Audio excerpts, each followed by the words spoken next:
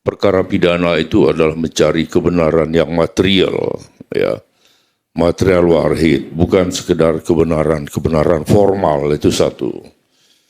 Kemudian dalam hukum acara terjadi pra-peradilan dan sebagainya, karena ada ketidaksetaraan antara tersangka, penyidik, jaksa, dan sebagainya.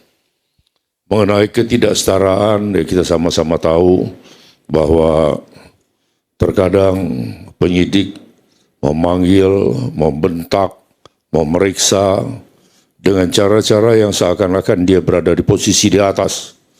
Tersangka sudah diposisikan atau dipandang sebagai seorang yang bersalah. Itu satu penyebab.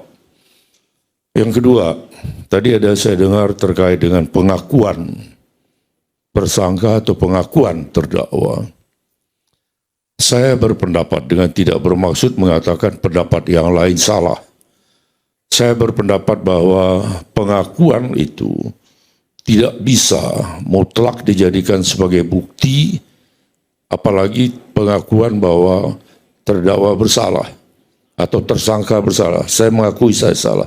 Salah satu contoh, dalam perkara pidana misalnya seorang disangka melakukan tindak pidana 359 KUHP, misalnya nyetir mobil, kemudian nabrak orang, meninggal.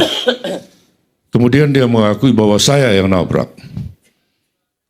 Karena dia mencari kebenaran yang material, maka hakim harus memeriksa, meyakini, harus terbukti secara sah dan meyakinkan bahwa orang ini bisa nyetir mobil.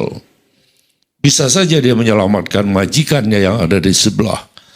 Ya, kemudian dibayar oleh majikannya, disertai dengan berbagai jaminan. Maka di sini akan terjadi peradilan yang sesat, yaitu dihukumnya orang yang tidak bersalah karena pengakuan, ya, yang ditelan bulat-bulat oleh penyidik, jaksa, dan hakim. Dia mengakui bersalah.